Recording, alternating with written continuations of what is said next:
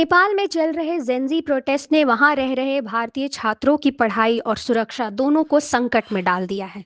हजारों छात्र, खासकर मेडिकल और नॉन मेडिकल कॉलेजों में पढ़ने वाले भारतीय विद्यार्थी, इस आंदोलन के चलते गहरी मुश्किलों का सामना कर रहे हैं। ना क्लास हो रही है, ना परीक्षा और ना ही घर लौटने का आसान रास्ता। नेपाल में कई हिस्सों में हालत इतनी बिगड़ चुकी है कि कर्फ्यू लगा दिया गया है। कई कॉलेजें बंद हो गए, हॉस्टल से बाहर निकलना मुश्किल हो गया है।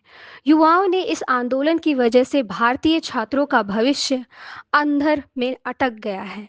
दरअसल सोशल मीडिया बैन और सरकार के खिलाफ उठे असंतोष ने इस आंदोलन को और भड़का दिया है। अब यह सिर्फ नेपालियों का नहीं बल्कि वहां रह रहे भारतीय छात्रों के लिए भी एक बड़ा संकट बन चुका है। नेपाल ने के भरतपुर स्थित चितवन मेडिकल कॉलेज समेत कई संस्थानों में पढ़ाई करने वाले भारतीय छात्रों के मुताबिक हालत दिन ब दिन खराब होती जा रही है। प्रदर्शनकारियों ने कई जरूरी दुकानें और सुपरमार्केट को आग के हवाले कर दिया है। नतीजा यह हुआ है कि रोजमर्रा की जरूरत की चीजें खरीदना भी चुनौती बन गया है।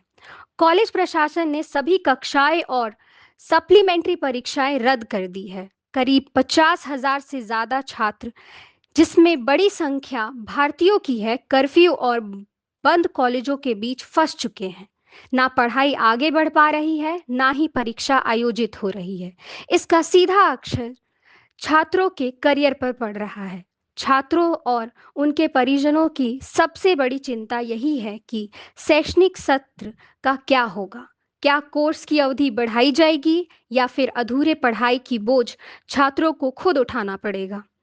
कई माता-पिता भारत से ही अपने बच्चों की सुरक्षा को लेकर परेशान हैं। मेडिकल और नॉन मेडिकल दोनों क्षेत्रों में पढ़ाई कर रहे छात्रों को डर है कि उनकी मेहनत और सालों का वक्त यह कहीं बर्बाद ना हो जाए।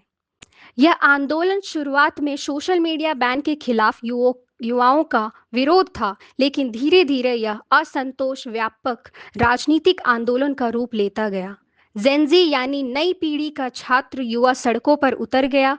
उन्होंने सरकार की नीतियों को लेकर विरोध जताना शुरू किया और कई हिस्सों में हिंसा की घटनाएं भी सामने आई।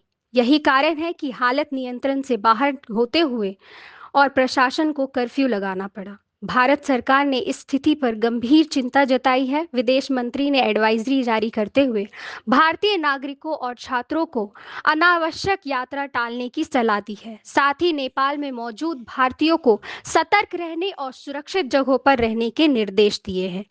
एयर इंडिया और अन्य एयरलाइंस ने काठमांडू के लिए कई उड़ानें रद्द कर दी गई है। जमीन मार्ग से सीलिंग भी कर दी गई है।